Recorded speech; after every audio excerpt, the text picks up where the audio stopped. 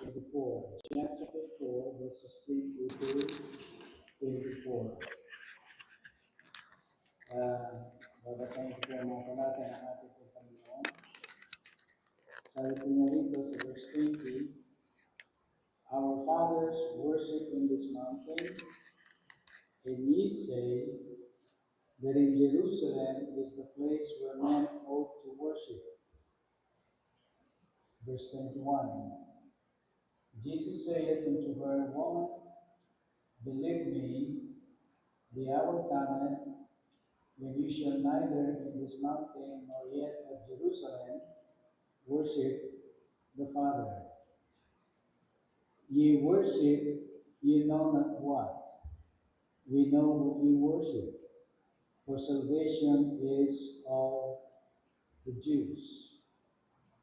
But the hour cometh, and now is, when the true worshippers shall worship the Father in spirit and in truth. For the Father seeketh such to worship him. God is a spirit, and they that worship him must worship him in spirit and in truth. Tayo po'y manalangin. Panginoon, maraming salamat po sa mga talata, tinapay from heaven na inihandog po sa amin sa umaga nito, Panginoon. Alala po namin, hindi po kami maaaring mabuhay lamang sa tinapay na pangkatawan ng Panginoon, kundi sa bawat salita po ninyo na nagmumutawi sa inyong mga labi, Panginoon, kami ay mabuhay po.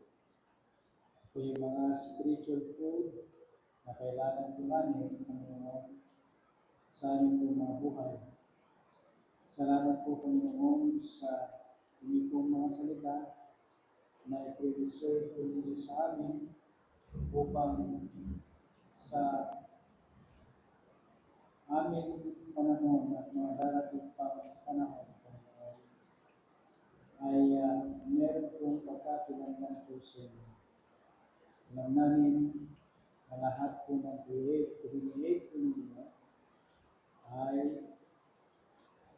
mawawala po ninyo. Ngunit ang iyong mga salita ay hindi mawawala po ninyo. Naulugan naman, Panginoon, na yung inyong pong salita was not created, for the Word is Jesus Christ. In Jesus' name I pray. Amen. Tayo po makaupulaan. Pinamagitan po natin ngayong umaga ang ating mensahe, Understanding God's Standard of Worship. Ang ating Panginoon po ay meron pong standard sa pananambahan. Now dito mga minamahal kapatid ay sabi ng ating Panginoon, meron pong discussion po rito between the Lord Jesus Christ and Samaritan woman about worship. And then, hindi nagiging offensive ang sabi ng Panginoon dito sa Samaritan woman nung sinabi niya sa verse 22, you worship, you know not what. So dito mga kapatid ay ikita po natin that there are two kinds of worship na pinag-uusapan po dito. The worship na alam ng Samaritan woman and the worship na alam ng ating Panginoon si Kristo. At doon na sabi ng ating Panginoon, you worship, you know not what. Ilan sa ating mga minamahal kapatid ay mayroong tunay na pangunawa ng worship. Because dito, pinapakita ng ating Panginoon hindi lamang sa verse 22, but sa susunod na talata na banggit yung true worshipers. Hindi lamang worshipers, kundi true worshipers. Ilan sa atin ang totoong nakakaunawan ng worship? When we come to church, pag tayo pumupunta sa church, what do we expect God to do for us? Ano yung inaasahan natin na gawin ng Diyos sa atin? What does it mean to worship Him in truth? Tinatanong po ba natin yung mga bagay na yan? Because sabi na rito, sa verse 24, they that worship me must worship me in truth and in spirit. So, what does it mean to worship Him in truth? What if? Paano kung ako'y nagpupunta sa church and living a life, nabubuhay ako, na unqualified to worship Him? Paano kung ako po'y nagpupunta sa church na ang aking buhay is unqualified for worship? Do I still believe na just because ako po ay nagpupunta sa church, I am worshiping God? Yung mga katanungan na yun, ano po ay dapat tinatanong natin sa ating pong mga sarili. So what does it mean to worship Him in spirit? Wala pong makakapag-worship o makapagsamba sa ating pong Panginoon externally, kung papansinin po ninyo, spirit is talking about inside, internally. It's always internal po. So if you're coming to church, mga minamang kapatid, na merong ibang dahilan, not internally, not what you want God to do for your life, then we're not worshiping Him. So sabi ng ating Panginoon po dito, sabi niya, you worship, you know not what. In other words, you don't know what worship is and you don't know who you are worshiping. Sabi ng ating Panginoon. So, ang ating Panginoon sulat sa Pura ay nagiging crystal clear, nagiging maliwanag siya what it means to worship Him. From the very beginning, not just in the New Testament, but from the very beginning, siya po ay nagiging maliwanag kung ano po yung tunay na pagkahulugan po na pagsamba sa Kanya. At ako po ay nananalangin po na sa umagang ito ay makita po natin.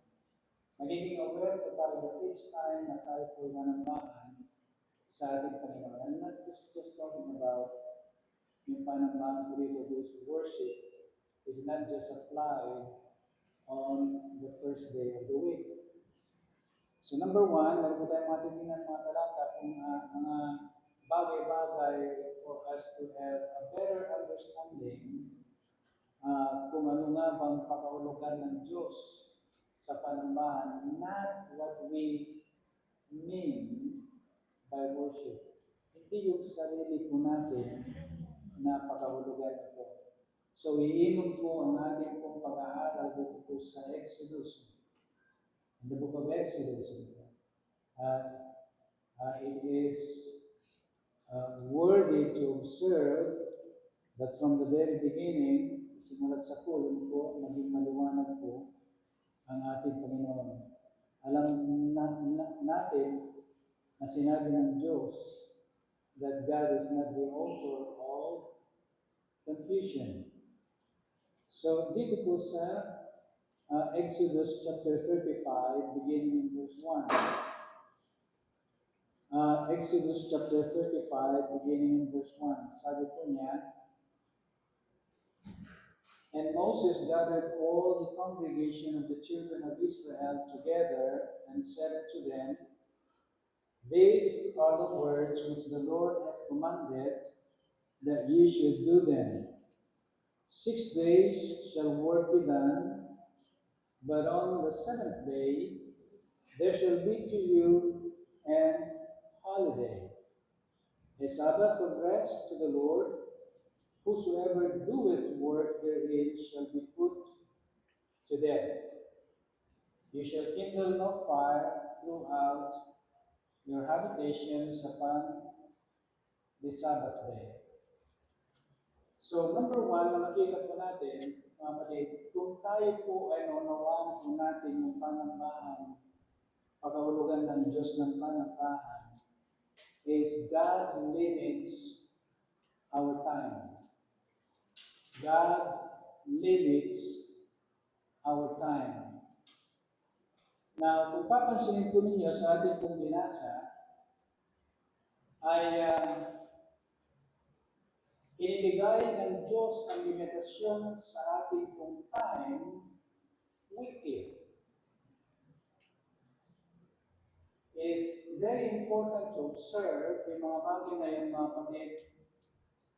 In other words, God planned your time weekly. Sabi niya rito, 6 days shall work be done. God was the one who planned your weekly, how you spend the whole week. So, nung pinapag-aralan ko ito, mga kapatid ko, ay ang ating Panginoon is very clear. You're not the planner. God is the planner of how you spend the week. Sabi niya, 6 days shall work be done. But on the 7th day, there shall be to you an holiday, a Sabbath of rest to the Lord. Whosoever doeth work therein shall be put to death. Pansinin po ninyo mga kapatid ko, the holiness, the righteousness. It comes with punishment. It comes with a severe punishment. Kung titingnan po ninyo mga kapatid, whosoever disobey my plan for you every week, sabi ng ating Panginoon, shall be put to death. That is the holiness of God. Alam niyo mga kapatid ko, the concentration of every Christian, ang konsentrasyon na dapat Kristiyano, is to know the holiness of God. Doon na kayo mag-concentrate. That is my concentration. Every word in the Bible talks about the holiness of God. Every word in the Bible talks about the seriousness of God. And all, sa lahat ng mga sinasabi niya, is always serious.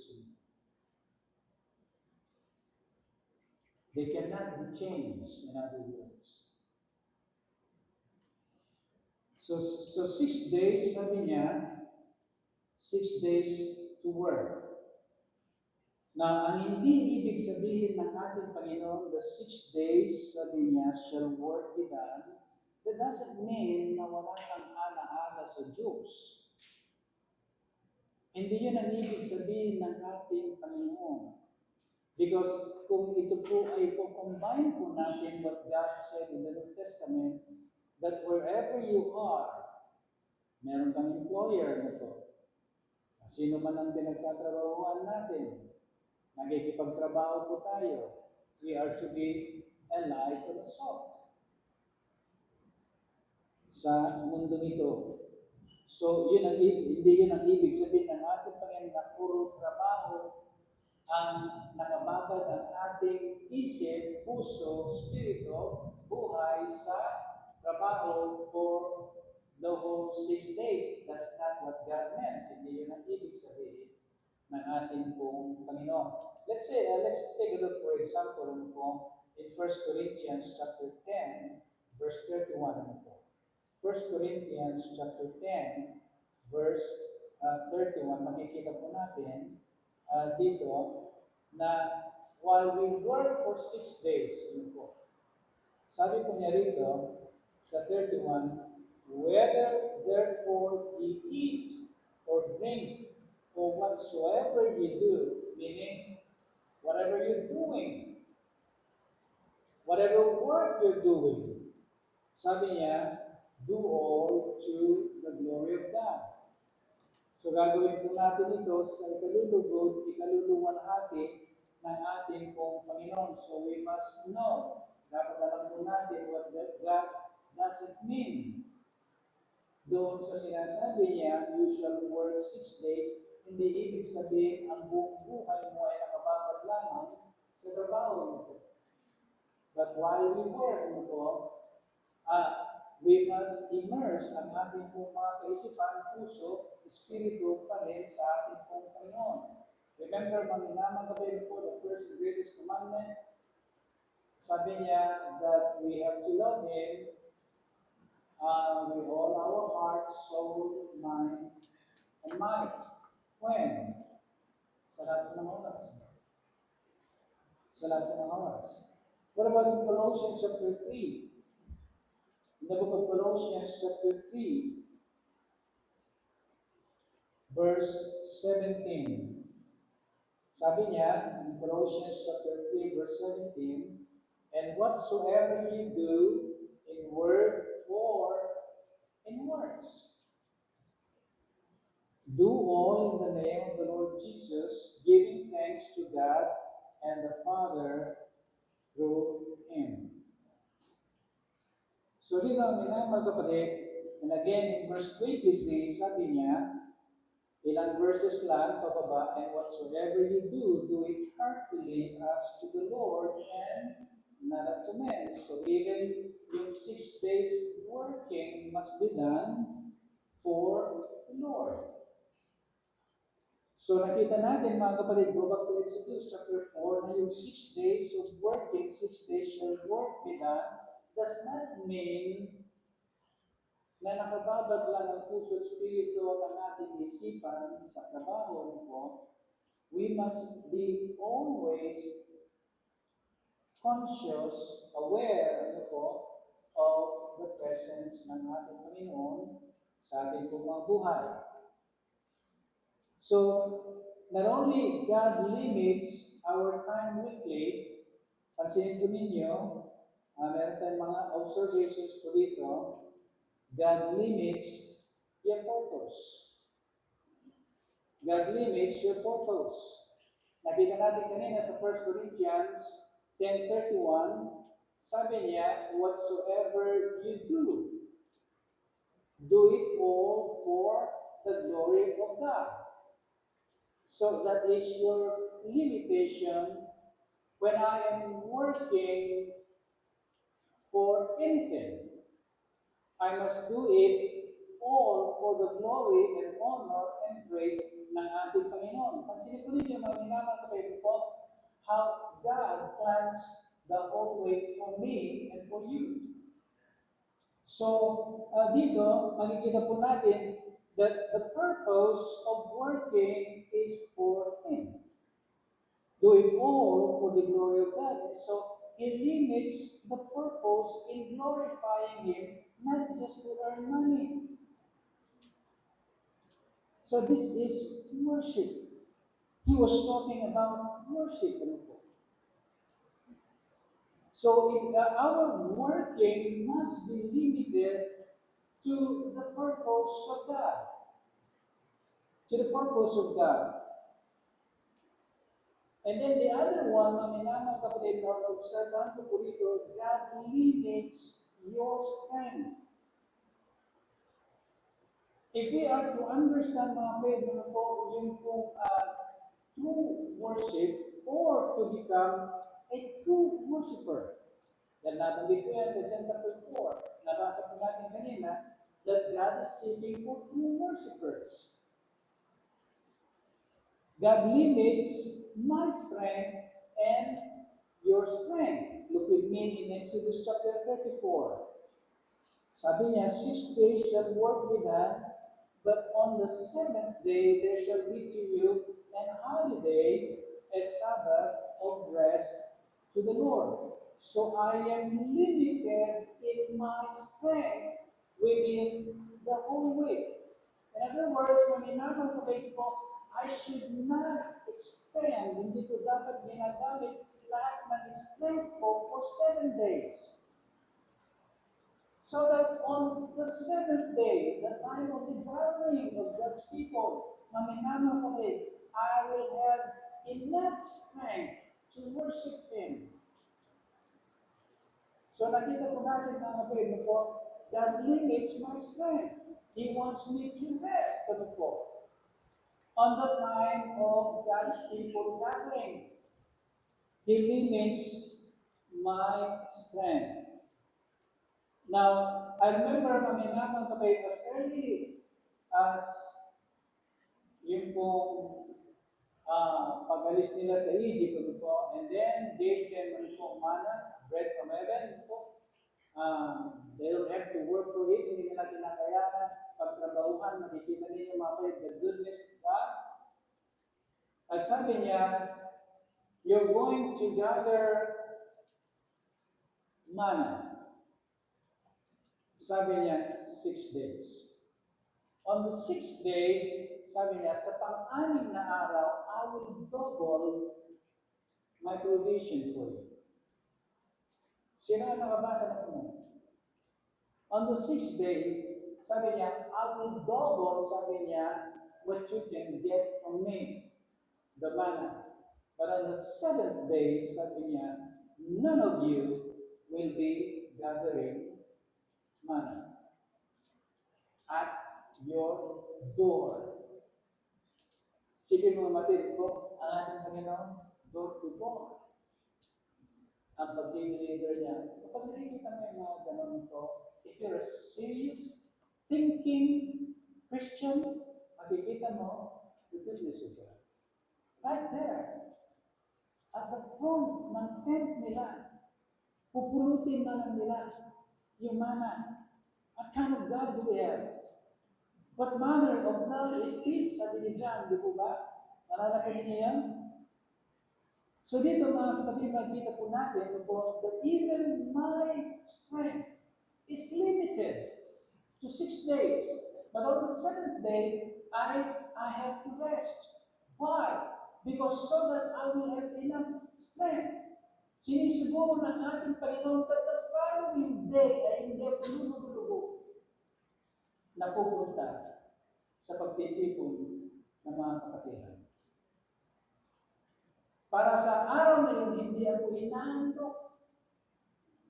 Or any kind of feeling na minamang kapatid na ikaw ay walang ganang makinig because God limits my strength for 6 days. That 7th, sabi niya, the time of gathering po ng mga tao ng ating Panginoon, He makes sure that you have no excuse to provoke love one to another. In Hebrews chapter 10, look in your Bibles in the book of Hebrews.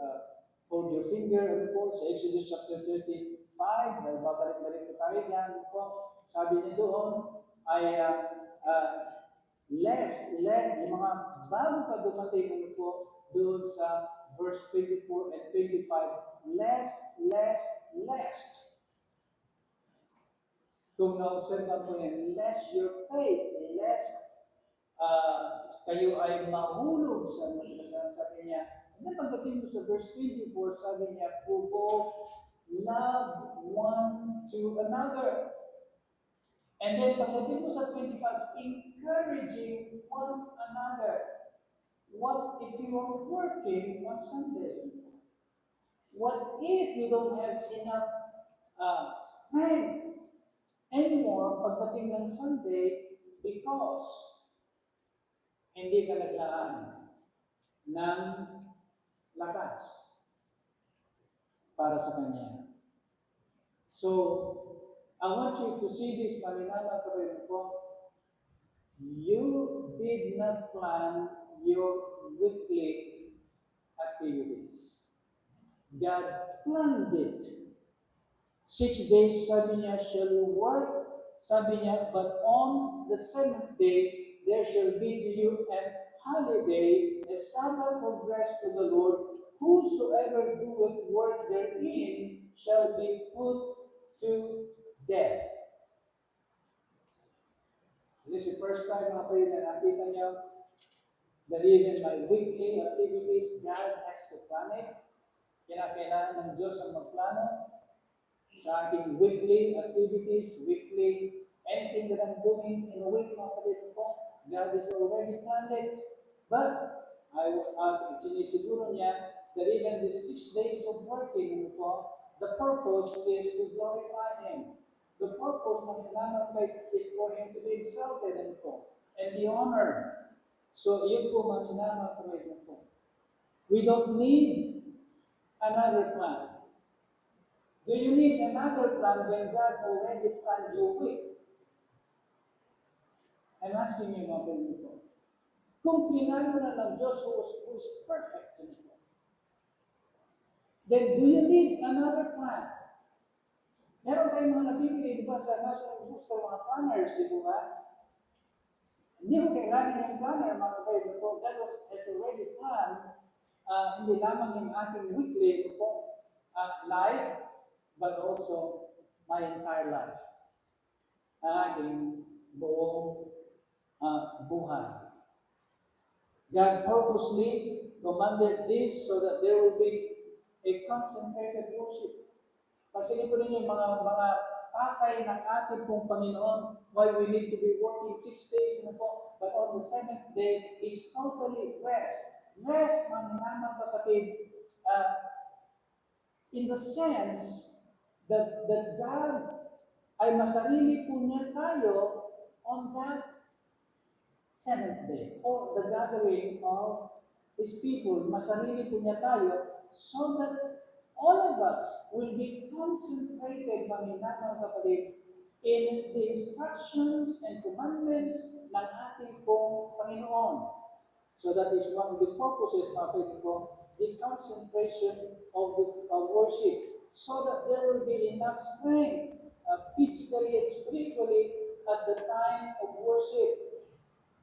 Our gathering, mga minamang po, must be one of enthusiasm and liveliness. What liveliness do you have kung lahat ng strength mo ay inubos mo, wala kang inilaan sa ating pong Panginoon? So, the worship of God is designed to be lively. Hindi yung nagpapalakpakan or entertaining one another, mga minamang kapatid, but alam niyo yung ibig sabihin, lively po, masigna po tayo po, na pupunta sa church.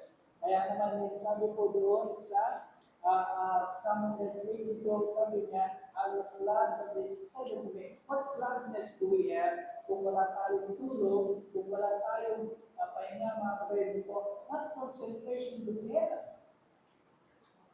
Kung hindi masusunod yung plan ng Diyos, na plinano niya sa ating weekly.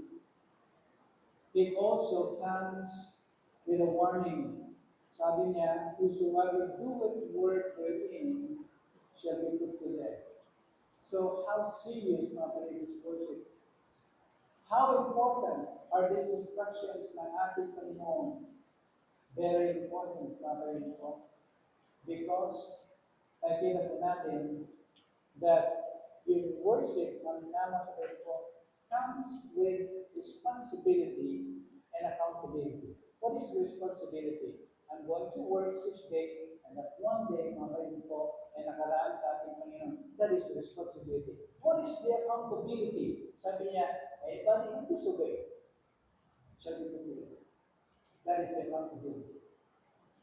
So, isang minamahal kapatid po, I thank God na minamahal kapatid, that even yung linggo-linggo na buhay ko, God has to plan it. And God planned it na minamagawin. Is it confusing? No. Okay po. It's very clear. It was very clear instructing us how we live our weekly lives. Now dito, minamagawin po, we are limited. Remember, God limits our time. We are limited so that God can lead us.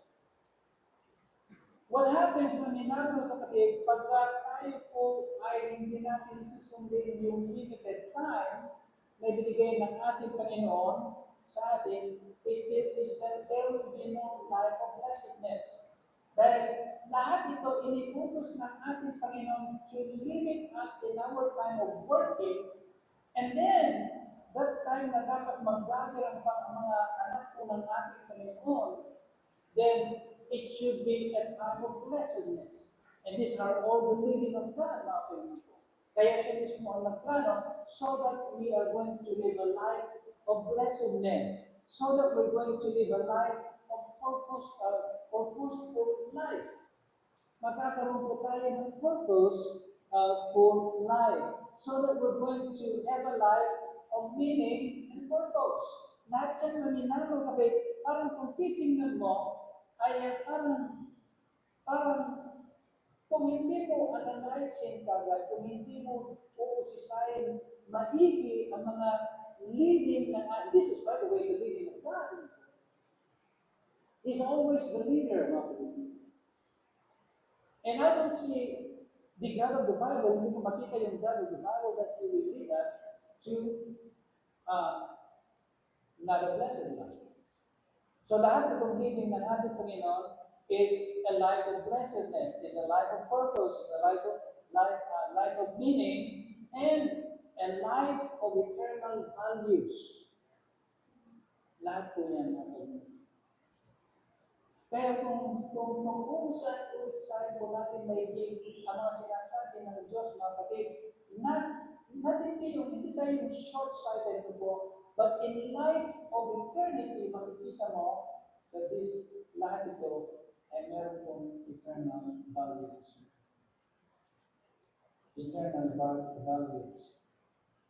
So how can I hate God if all the plans and purpose ng Panginoon sa ating buhay is all for my goodness? How can I hate Him when I hear, 6 na araw kang magtrabaho, sabi niya, but that one day you should not work. How can I hate Him, mga kaibigan? Paano ako magagalit sa Diyos? Na hindi ko kinakailangan mag-isip kung paano ko planuhin ang ating weekly life. The rich young ruler came to Jesus Christ and said, "Good Master," pero napakalit ang understanding niya about the goodness of God. Why do you call me good? Sabi ng ating Panginoon. Merong napakalit lang ang idea about the goodness of God. But what I'm trying to say, mga kaibigan po, is that lahat itong sinasabi niya, hindi ka pinapahirapan ng Diyos. Pag sinabi niya, you're going to work 6 days and that one day, sabi niya, you're going to gather with all the people of God and listen to my commandments and instructions. Yun po yung ginagawa pag nag-worship tayo, di po ba? I trust God, I'm asking you, do you trust God with His weekly plan in your life? I trust Him. I trust God when He said, I want to plan your weekly life. I want to be your planner. Pag sinabi ng Diyos sa akin yan, I trust Him. I trust Him. Alam niyo kung bakit? Because this is for the blessedness of my life. Alam niyo kung bakit, mga babe? Because this is a life of meaning and purpose. Alam niyo kung bakit? Because this is a life that have eternal values. Remember that God, the eternal God, is speaking unto us. Number 2, maminanal ko. So that is the standard of God's worship. That's the standard of God's worship. Number 2, mga kapatid po, God limits not only my time and your time po, but also God limits worshipers. God limits worshipers. Kanina sa John chapter 4, verse 23, sabi niya that God is seeking for 2 worshipers. In other words, anybody who comes and worship God without truthfulness is not a true worshiper. Anybody who comes to church na hindi po sumasamba sa Kanya in truth and in spirit are excluded. Lahat po yun ay hindi katanggap-tanggap sa Diyos. Just because we come to church doesn't mean, maninamang kabayan po, that we have been accepted as true worshipers. Dahil meron pong standard ng ating Panginoon doon sa John chapter 4, you know not what you worship, sabi ng ating Panginoon sa Samaritan woman. Kaya dito mga pwede ko, sa Exodus chapter 35 po ulit. Exodus chapter 35. Sabi po niya sa verse 4 and 5. Yung susunod po. And Moses spake unto all the congregation of the children of Israel, saying, This is the thing which the Lord commanded, saying, Take ye from among you an offering unto the Lord. Na gusto kong obserbahan po ninyo yung word na whosoever is of a willing heart. So God limits worshipers. Only those who have a willing heart. God limits worshipers. Not everybody who comes to church have worshiped God. Kaya dito mga kapatid, makikita natin that it wasn't God who was talking to them, it was by the mouth of Moses. They didn't hear God. Hindi nila narinig ang Diyos, but they heard Moses.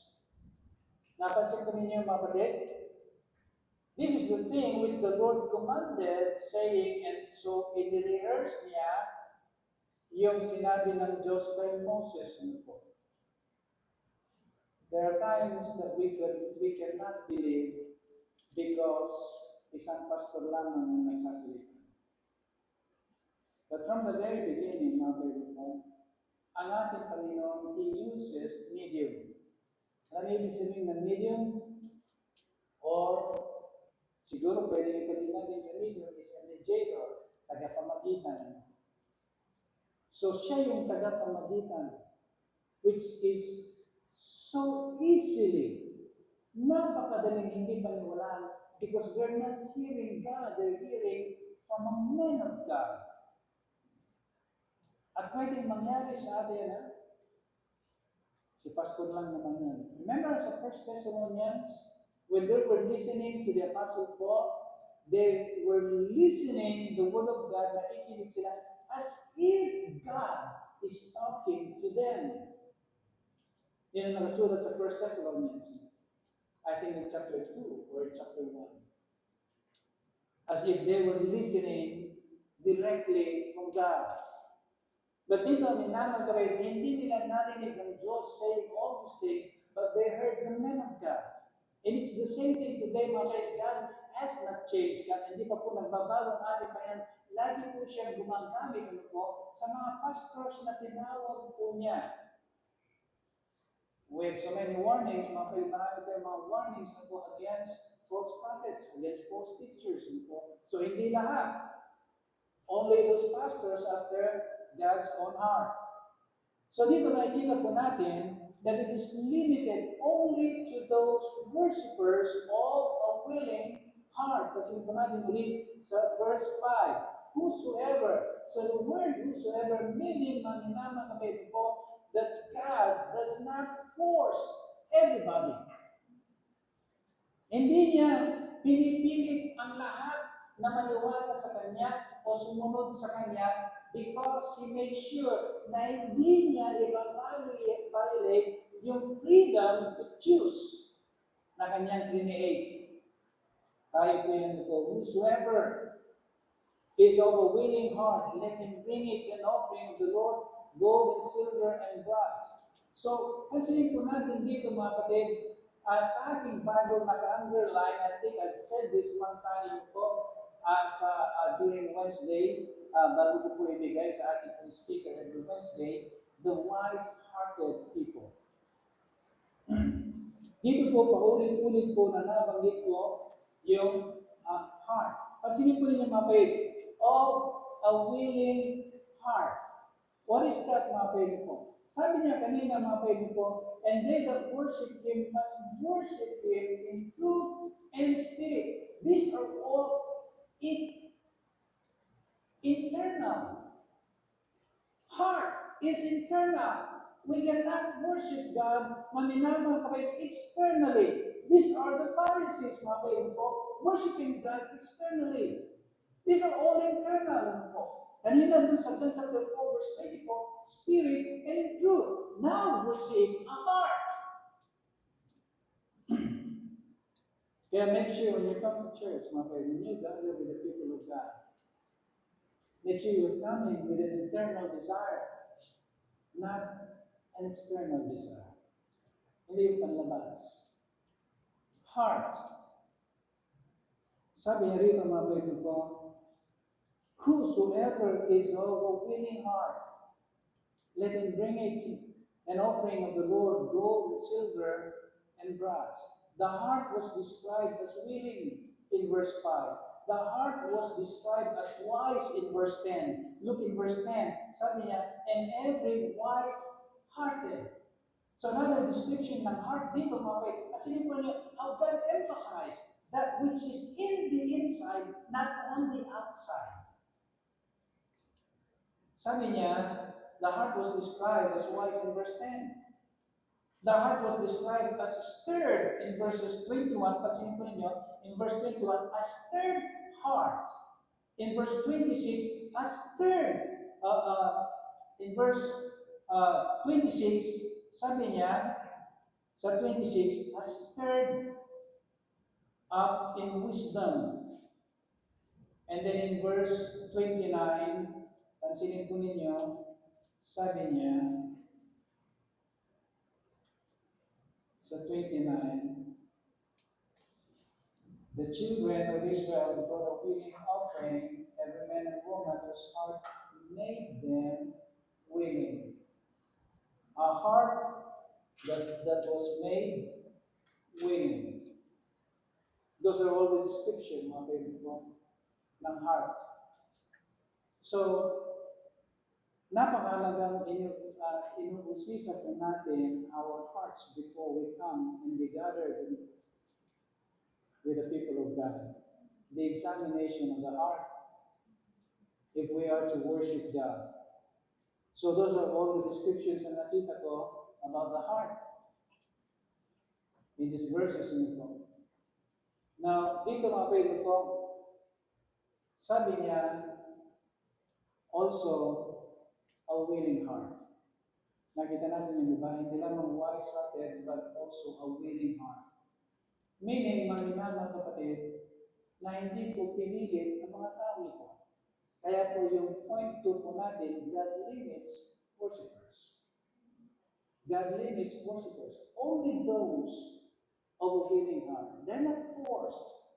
Hindi sila napilitan. Kaya if we come to church na po, just because, kasi si pastor magagalit o kaya whatever mga sinasabi natin, mga kaibigan po, kasi anong isipin nila sa atin pag hindi ako nagpunta sa church. Sometimes, yun po yung mga reasoning ng mga Kristiyano, mga kaibigan, that's not the reason na nila, mga kaibigan. God does not force you.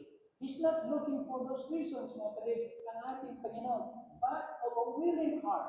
These are not forced people to come to church or to come and worship Him. That is why yung kanilang puso was described as a willing heart. And then take a look, maminamang kapatid po, pagpatuloy po natin yung pagbabasa po. Dito po sa verse 6, and blue and purple and scarlet and fine linen and goat's hair and ram skins dyed red and butter skins and sheep and wood and oil for the light and spices for anointing oil and for the sweet incense and onyx stones and stones to be set for the ephod and for the breastplate, and every wise-hearted among you shall come and make all that the Lord hath commanded. Now again, sabi niya sa verse 10, making sure na hindi niya pinipilit ang lahat, every wise-hearted. Every wise-hearted. Napansinin po niyo mga kapatid po, understanding God's standard of worship. Now dito, God was asking them an offering. Napansin po ninyo mga kapatid? God was asking them an offering.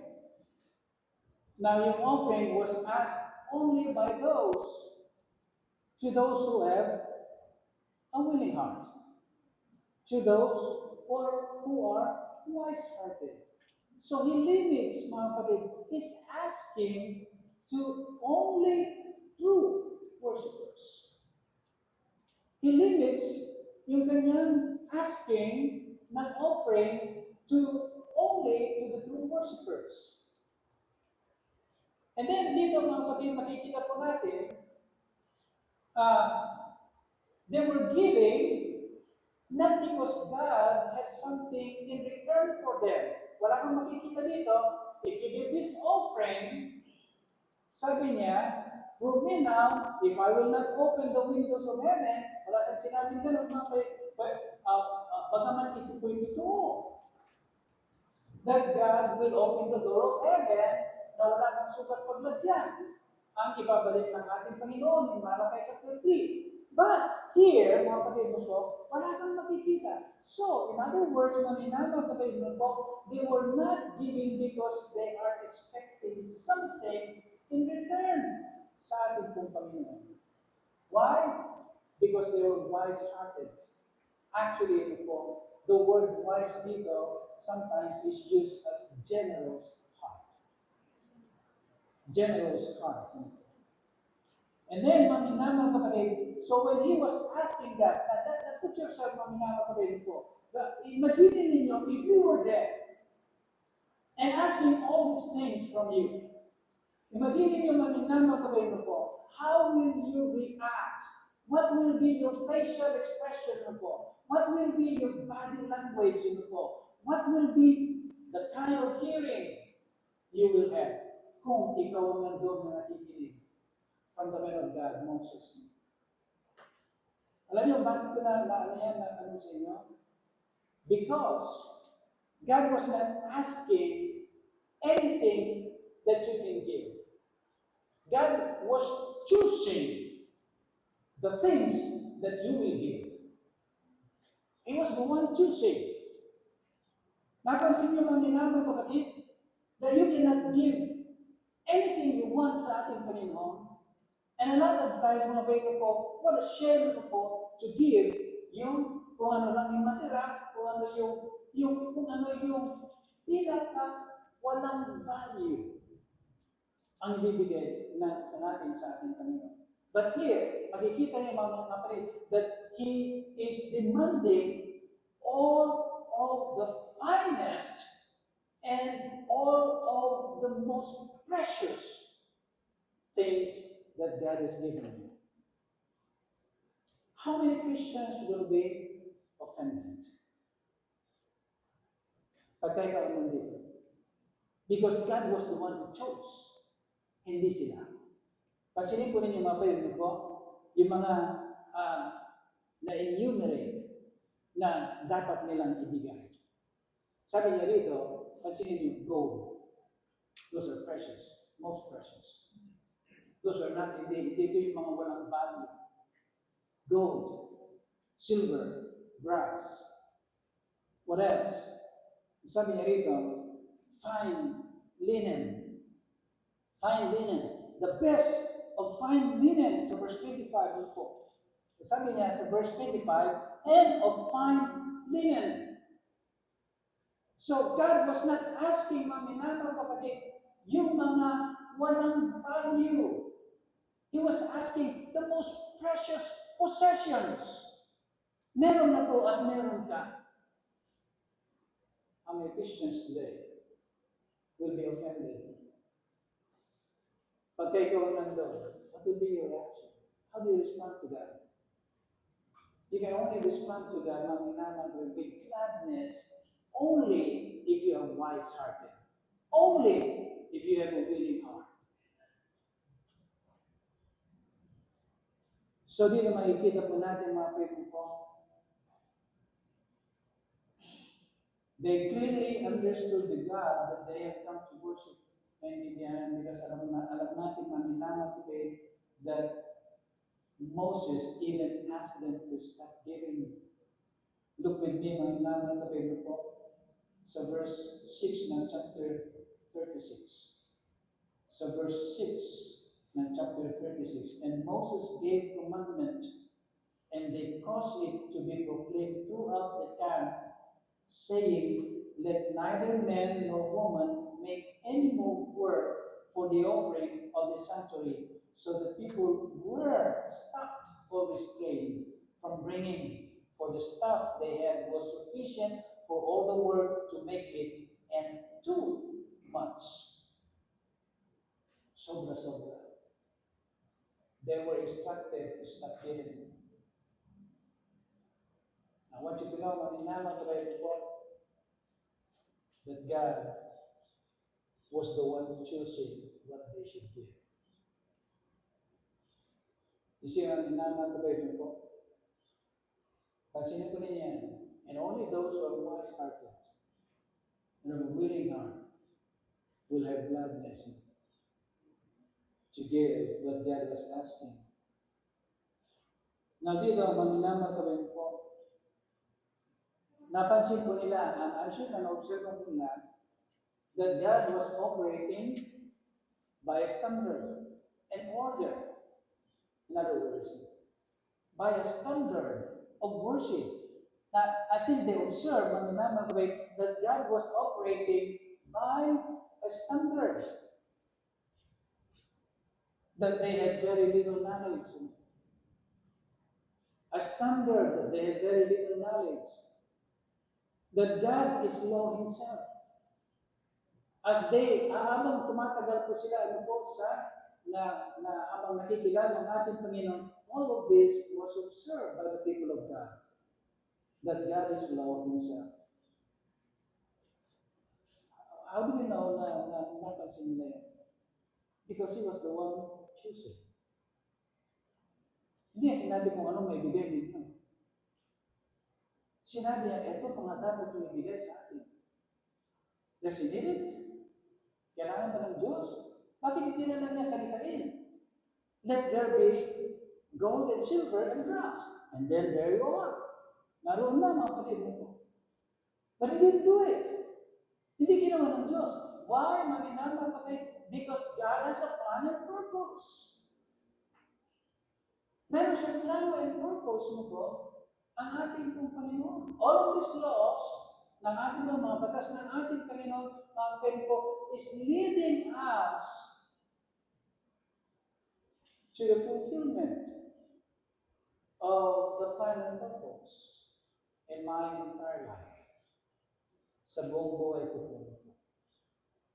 So, I'm sure they observe that God is law Himself. That God's law is holy because it comes with responsibility and accountability. That God demands obedience to them who have received mercy, grace, goodness, and truth from Him. So, pansinin po ninyo dito mga kapatid po, in 34 verse 6. Chapter 34 verse 6. And the Lord passed by before him and proclaimed, the Lord God, merciful and gracious, long-suffering and abundant in goodness and truth. Now, how do you reconcile that, mga kapatid? Kung hindi mo alam ang plano at purpose ng ating Panginoon at creation, nung create niya lahat, everything was good. Lahat ng intention ng ating Panginoon is good. Kung hindi mo alam, maminamal kapatid, that He is merciful and gracious and long-suffering, abundant in goodness and truth, how do you reconcile, kapatid? Ano yung magiging interpretation mo when God said, I am choosing these things for you to give, not for you to choose? How do you reconcile that, kapatid? Only kung alam mo the abundance of the goodness of God. That He is merciful.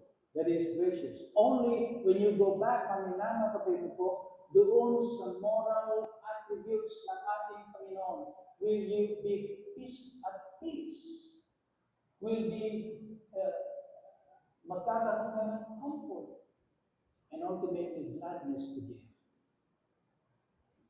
Yung initial na tingin natin sa Diyos, ang ganyang Diyos, pati ba naman ibibigay ko siya kayo pipili, and then yung mga pinakamamahal pa, pinakamagaganda, dapat ko raw ibigay sa Kanya. This is how important mga kapatid po na makilala po natin ang ating Panginoon. Otherwise, you will hate God. Otherwise, you will hate God, mga kapatid po. So repeatedly, mga kapatid po, in the Old Testament, repeatedly, even in the book of Hebrews, New Testament, paulit-ulit na sinasabi ng Diyos, pinapaalala sa Kanya, when I took you out of Egypt, when I delivered you out from Egypt, paulit-ulit yan, if you are reading your Bible po, regularly, I'm sure mapapansin mo yun. Repeatedly, pinapaalala siya, I took you out from Egypt. What for? Kasi nito ninyo mga minamahal kapatid po, dito po sa chapter 34. Meron siyang purpose to sanctify their lives, to separate them. Kaya dito makikita po natin, sabi niya rito, sa verse 11, chapter 34, verse 11, observe thou that which I commanded this day, behold, I drive out before thee the Amorite and the Canaanite and the Hittite and the Perizzite and the Hivite and the Jebusite. What does it mean to drive out? Ano yung plano at purpose ng ating Panginoon after He delivered them out from Egypt? To sanctify their lives. Yung mga words na, I drive out. And then, pansinin niyo in verse 12 na minamang kapatid po, take heed or pay attention to yourself, not to your enemies. Always pay attention to yourself, not to others. Sabi niya, pay attention to yourself, lest thou make a covenant with the inhabitants of the land whither thou goest, lest it be for snare in the midst of thee. So this is, maminamakit, kung titingnan niyo po lahat ito, is the sanctification of God in the lives of these people, Israelites, who were delivered out of Egypt. And then, sabi niya rito, mga kapatid, sabi niya, sa verse 13, you shall destroy their altars, and break their images and cut down their groves. Ito po yung process na tinatawag na growing in grace. Ito yung transformation of their lives. Or in one word, mga kapatid, is sanctification. Sanctification. Now look in verse 14. I want you to see, mga kapatid po, the God na sinasamba po natin, whose name is jealous. A jealous God. Do you ever think, mga kapatid, that God is jealous every time you put anything above Him? Do you ever think that you have a jealous God, mga kapatid, pagka meron kang mas mahalaga kaysa sa Diyos? With that, yung ba ay sumasabi sa isipan mo? Every time you put something above God, that could be your cell phone, mga kapatid, social media, mga kapatid, that could be your time for anything and do not have time for God. That is idolatry. You have to break that altar. That may be your altar, your cell phone, social media, or anything, that takes more time than God. That may be your altar. Break it, sabi ng ating Panginoon. For I am a jealous God. That's the kind of God. Meron siyang standard, mga kaibigan, if you are to worship Him. Napansin po natin dito, mga minamang kapatid po, naunawaan nila ang ating Panginoon. They're beginning to understand ang ating Panginoon. Those who are wise-hearted and those who have a willing heart, So, they're beginning to understand na ang ating Panginoon ay meron siyang standard, order that He is following. Now, dito mga kapatid, pansinin po natin, go back to chapter 35. The wise-hearted had no choice. Napansin po ninyo mga kapatid, that the wise-hearted had no choice. They had to give what God chose for them to give. Napansin ninyo mga kapatid, they had no choice. Moses is going to tell them what was in the heart of God. Lahat po yan, yung mga hinihingi ng ating Panginoon dyan, that they had to give as an offering, was in the heart of God. Pansinin po ninyo ang minama ko. So whenever God asked your tithes and offerings, that was from the heart of God. Because the whole chapter is talking about the heart. It's talking about the heart, mga kapatid ko.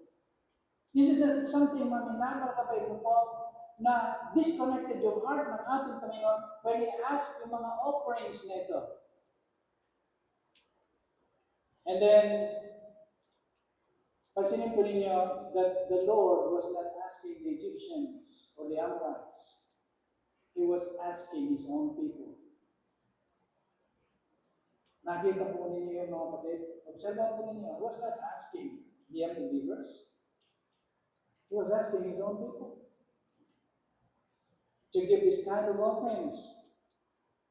God makes the choice, mga kapatid po, concerning the offering, but He doesn't force anyone. Whosoever, sabi po niya sa verse 5, hindi niya pinipili. It's not a forced offering. Gold, silver, and brass in verse 5, the finest of all linen in verse 6 and 25, the best of sparkling stones in verse 9, 22 and 20 to 29, makikita po natin, the best of sparkling stones. Mga tupas, mga emeralds, mga gano'n. Napakarami po niyan sa India. Mga sparkling stones. The best of all perfumes, nakita po yan sa verse 8. Sa verse 8, sabi niya, ano po? Spices. Perfumes po yan. Malala niyo sa Matthew chapter 26, nung binigay po ni Mary ang buong sahod niya para lang yun ang halaga ng perfume na binuhos niya sa ating Panginoon. So God does not ask, mga kapatid, yung mga pinakamababang possession niya. He was asking the best of your possessions na galing sa Diyos. The best of all perfumes in verse 8. The best of all letters in verse 7. Kasi ba in verse 7 po, ram skins, dyed red, butter skins, these are letters. The best of all letters.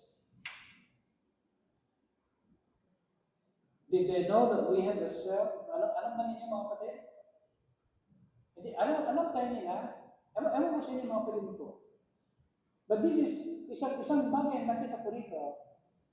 Gusto ko sana sabihin kay Sister Lo kagabi. But sabi ko, marinig na lang niya sa message. We have a God who is self-centered. Napansin niyo yan? We have a God, meron tayong Diyos na self-centered. Sabi niya, dito mga kapatid ko, pansinin po natin dito, sa chapter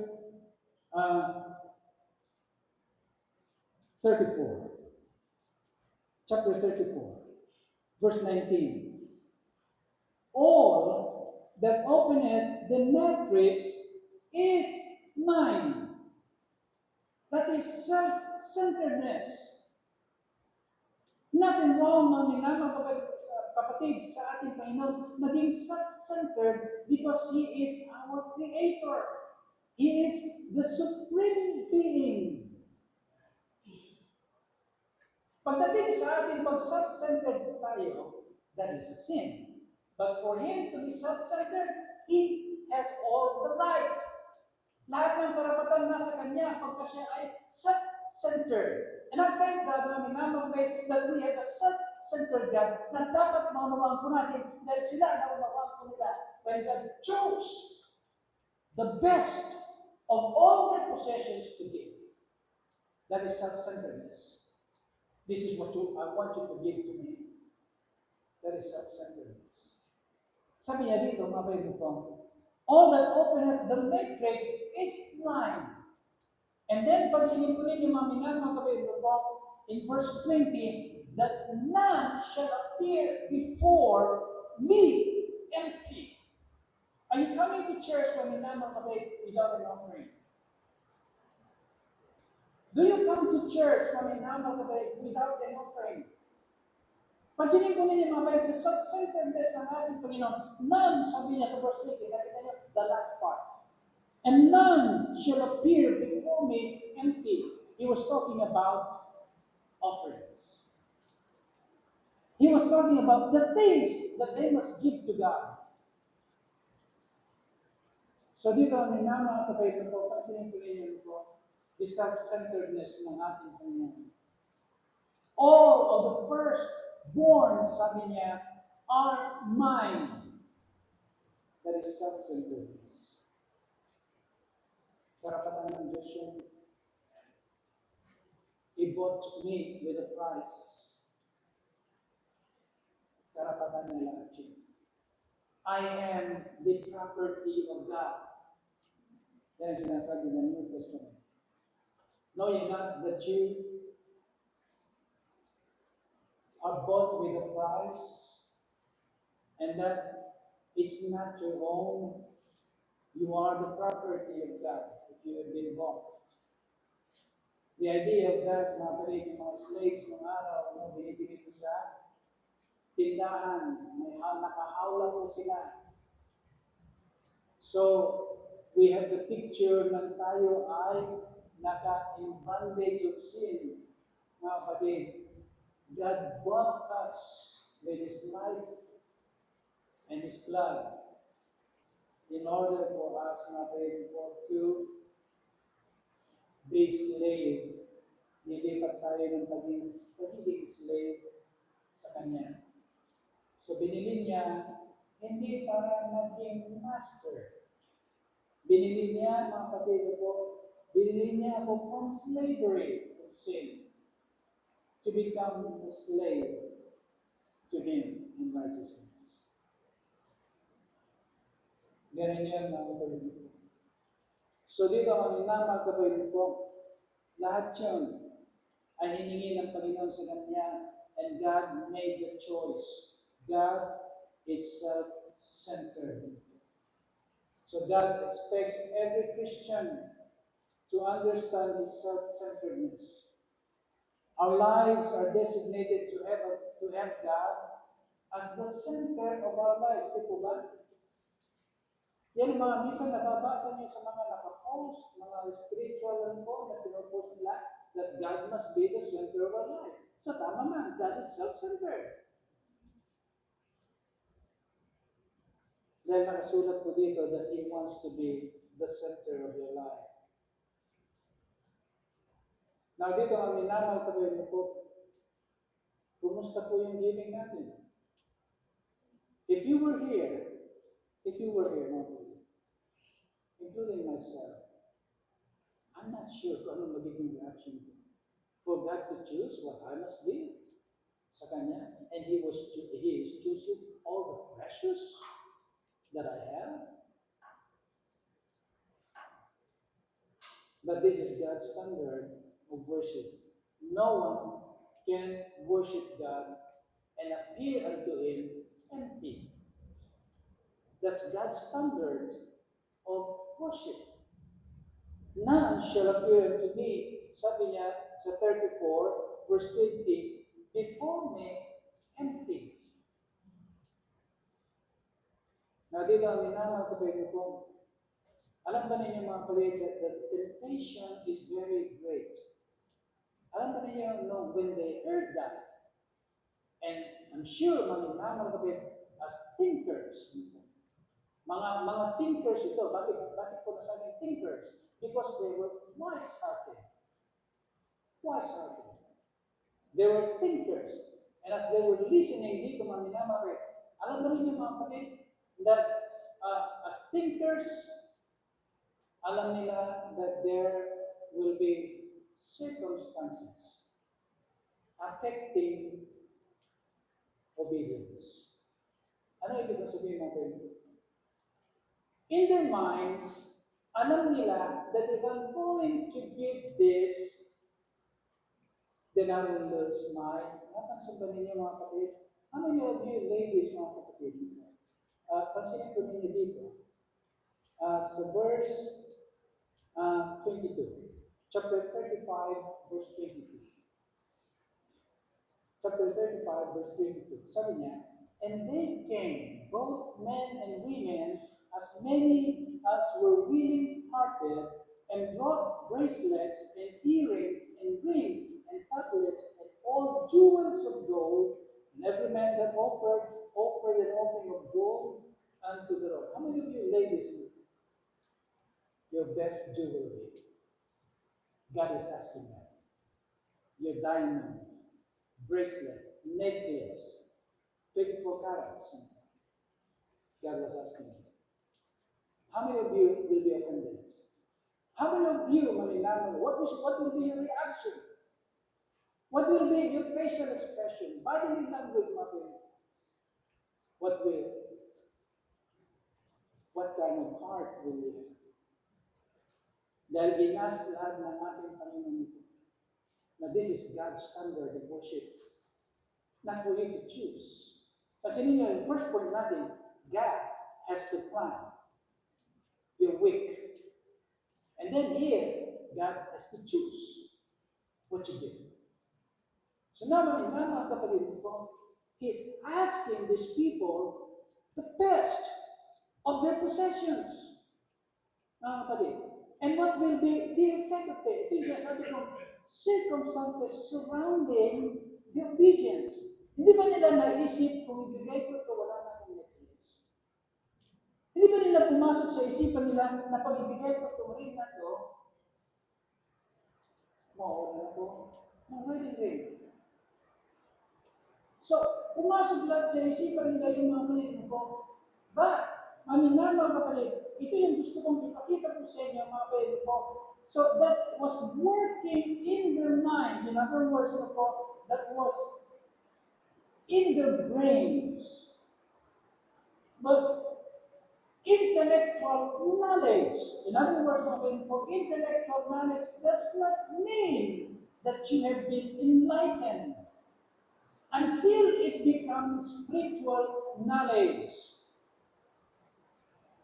Marami pong maminamang kapatid ko, mga Pharisees, Sadducees, and many Christians who have heard the message, mga kapatid.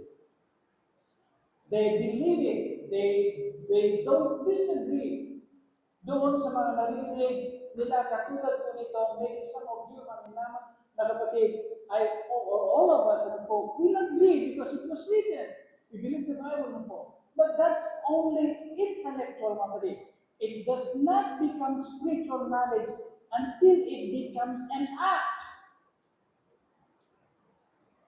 Doon mo lang masasabi na yung isang tao o Kristiyano has been enlightened when it becomes an act. And so yung binasa po natin sa verse 22, they gave. Every man and women, sabi niya, that's where the beginning of enlightenment. Hindi yung naintindihan mo lang in your mind. The real enlightenment, is the tinatawag na spiritual knowledge, or the other word for spiritual knowledge is actual knowledge. Hindi ko sarili ito mga ito napulit ko kay Jonathan Edwards. That intellectual knowledge must become an actual knowledge. That's what we mean by enlightenment or enlightenment. Because you can understand that in your brain, but still not do it. You can be convicted, but still not do it. Tama po ba ang ito? You can still have the choice. Meron ka pa rin choice. So ito yung ibig sabihin ni Jonathan Edwards that the surrounding circumstances might give you a will not to will the will of God. Because of the surrounding circumstances that if you give this, mawawala na. So yun ibig sabihin ni Jonathan Edwards na surrounding circumstances doon if you are going to pay, iniisip ko yun eh. Di po ba? So now you have to make a choice. And until that intellectual knowledge becomes spiritual knowledge, you will not do it. Hindi mo gagawin. And these people have come not only with the intellectual knowledge, but also actual knowledge. So they gave. They understood. Ito mo lamang yung masasabi mo, naunawaan nila the instructions of God. Naunawaan nila yung motibo ng Diyos sa kanila. So dito, ang minamakabi ko, I'm giving you some things, bagamat hindi galing sa akin tumatawid, we thank God for those meron mga in-depth understanding sa Panginoon because we learn from them. God is using them. This is a man na minamang kapatid in the 1700s. And yet, malalim ang pangunawa nila sa ating Panginoon. The third one, mga minamang kapatid ko, no doubt, mga minamang kapatid ko, they did not question God because that understanding that started in their brain becomes a spiritual knowledge. And so they did not question God. Alam niyo, wala na ito kayo ko. Alam niyo, ibig sabihin ng we are created as rational being. Ang rational being na tinatawag ni Jonathan Edwards, mga palit is, you are made of reason. Ito yung sinasabi ni Jonathan Edwards na faculty. Faculty, ibig sabihin that you have reasoning. Meron kang power to reason. Lahat tayo meron yan. Even sa mga fallen nature na katulad ko natin, you can, ang patutuo mo mismo yung sarili mo, di ba? Lahat ng naririnig mo, meron kang reasoning. A lot of times, lahat ng naririnig mo, you're preaching to yourself. Nagsasalita ka within you. So, ang rational being na tinatawag maninamagay, meron siyang power maninamagay to reason, to understand, in the sense maninamagay that you can analyze, examine, evaluate. Yan ibig sabihin ng rational being na ginagamit ni Jonathan Edwards. Meron kang power nun. And this is the same likeness meron tayo sa Diyos because God is a rational being.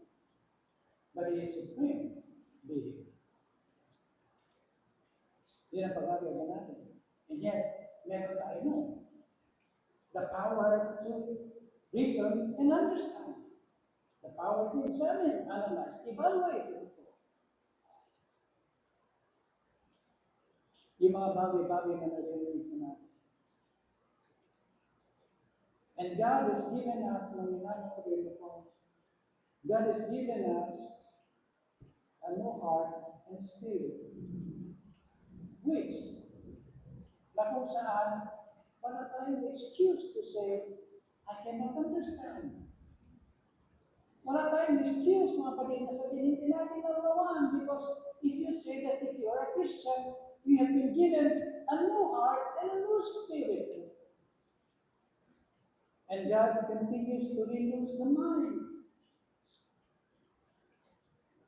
para in conformity doon sa likeness and image ng ating Panginoon. Napansinin po natin the third one, mga po. The third one, already, God limits ay yung ating time. God limits worshipers, mga kapatid. But the third one is true worshipers moves God. True worshipers moves God. Look in the last chapter, mga kapatid po. Last chapter of Exodus. Last chapter of Exodus. Now, after they have done all these things, pagkatapos silang gawin lahat ng mga bagay na ito, pansinin po natin mga kapatid po, in chapter 40, verse 34, sabi niya, Then a cloud covered the tent of the congregation, and the glory of the Lord filled the tabernacle, and Moses was not able to enter into the tent of the congregation, because the cloud abode thereon, and the glory of the Lord filled the tabernacle. And when the cloud was taken up from over the tabernacle, the children of Israel went onward in all their journeys. But if the cloud were not taken up, then they journeyed to not till the day that it was taken up. For the cloud of the Lord was upon the tabernacle by day, and fire was on it by night, in the sight of all the house of Israel throughout all their journeys. Napansin ko ninyo mga minamang kapatid po, the cloud, yung pagbaba po ng ulap dito is the very presence of God. Mga kapatid, pansinin ko ninyo mga kapatid, is it worth giving all the precious possession you have? Lahat ng mga pinakamahal at pinakamamahal na pag-aari mo, you must give to God. He chose it for you to give. Is it worth to give it in exchange for seeing the presence of God? Because here, makita natin na bumaba. Meron ang awit, heaven come down. Meron ang awit, heaven came down. And this is the picture, mga kapatid po. The cloud covered the tent of the congregation. The cloud came down. And the glory of the Lord filled the tabernacle, mga kapatid po. Do you think they were still thinking yung binigay nila? You think iniisip pa rin nila yun?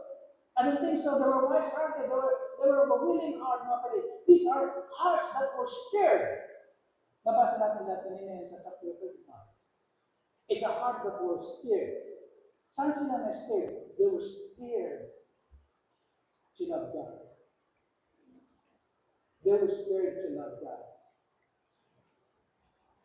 Now dito, mga kapatid ko, makikita po natin, the glory, in verse 35, look in verse 35, the glory of the Lord filled the tabernacle. Now, when we talk about tabernacle, mga kapatid ko, gusto kong maunawaan ko rin dito, in the New Testament, tabernacle is your body. Remember, mga kapatid ko, when God indwelt this body, remember in John chapter 1 and 12, among us, the Lord Jesus Christ, ibig sabihin na He was tabernacled with us. Ang ibig sabihin ng blood doon. Imagine mga kapatid ko, if you think that it's a waste for you to give the best of your possessions, doon, necklace, earrings, everything, jewelry, I want that for you to give unto me. Sabi ni Panginoon, what will be your reaction? I saw your necklace, I saw your earrings, I saw your bracelets. Give it to me. What will be your reaction? Only if you understand that you will have gladness to offer. Because here, mga kapatid ko, God is moving to His plan and purpose sa lahat ng ginawa niya sa chapter 34, 35, mga kapatid, up to chapter 40, mga kapatid, dito nakikita nila where God is leading them to. Kung saan niya sila nililig, He is leading them to a journey. Sa Hebrews chapter 11, mga kapatid, they seek a country whose foundation is God. They don't have the desire to go back. Pansinin po ninyo sa Hebrews chapter 11, mga because it talks about journey. Pansinin po ninyo, in journey dyan, sabi niya, throughout all their journeys, in Hebrews chapter 11, nagiging maliwanag po ito mga kapatid about the journey po. The book of Hebrews, chapter 11, sabi po niya rito mga kapatid po, in verse 13, these all died in faith, not having received the promises, but having seen them afar off, and were persuaded of them, and embraced what God promised them, and confessed that they were strangers and pilgrims on the earth. That's what we are, mga kapatid po. We are pilgrims and strangers. This is the plan of God sa kanila. To become a stranger, break those altars, and pay attention to yourself, lest you be a snare. Baka mahawaan ka, sabi niya. So this is the plan and purpose ng ating pong Panginoon to bring them to a life that God planned on us. And then sabi niya rito mga kapatid ko, sabi niya, for they that say such things declare plainly that they seek a country. That's the journey na sinasabi sa Exodus chapter 40. In all their journeys, sabi niya, that they seek a country. And truly, if they had been mindful of that country from whence they came out, that's Egypt and Egypt, they might have the opportunity to have returned. But now they desire a better country that is unheavenly. Wherefore God is not ashamed to be called their God, for He hath prepared for them a city. Our journey, maminamang kapatid, although maminamang kapatid, it is a mixture, a combination of good and evil. When I use the word evil experiences. Meron tayong mga evil experiences as Christians, di po ba? In other words, yung evil experiences are the natural calamities, adversities sa ating mga buhay. Hindi katulad ng evil na demonyo nito. Pag nagbabasa po kayo ng spiritual books na di kami evil experiences, does not refer to the demons. Yung mga naranasan natin, yung mga ganda sa ating buhay, may cancer o mga nabunggo, nabalihan ng halimbawa, for example, hindi na bumalik yung limping niya si Jacob. That is a evil experience. Hanggang sa mamatay siya po ay limping. So dito, naman ito po, ang ating journey, go back to Exodus chapter 4, sabi niya, for the cloud of the Lord was upon the tabernacle by day, and fire was by the night, sight of all the house of Israel throughout all their journeys. In verse 7, sabi niya, then they journeyed. Who led them to this journey, mga minamahal? Sino yung nag-lead sa kanila? Ang ating Panginoon. So, all those givings, all those plans for your weekly life, mga minamahal kapatid, is leading to His plan and purpose. It is a journey. Journey to heaven. Tingnan natin sa Hebrews chapter 11. It's a journey leading us to a blessed life. Sometimes we think of offerings is not connected. Pansinin ko ninyo that all of those offerings na hiningi ng Diyos sa kanila of the choicest ones, mga kapatid, are connected to that journey. A journey that God led for His own people, not us. One day, pag yung unang ay nasa taas, then they can go. Pag yung unang ay nandun sa tabernacle, they stop. They cannot go. God is leading them to where their life must be. That is our God. And that's all included in our baptism, included in the standard of God's worship, because worship is not just one day. Sabi niya, Hebrews chapter 12, verses 1 and 2, sabi niya, This is to present your body as a living sacrifice, sabi and be not conformed to this world. This is your acceptable and reasonable worship. Daily and worship the Lord. Father Almighty, again, thank you so much, Lord, for giving us an understanding of your standard of worship. And yes, Lord, we have very little knowledge of this worship. Help us to evaluate, give us worship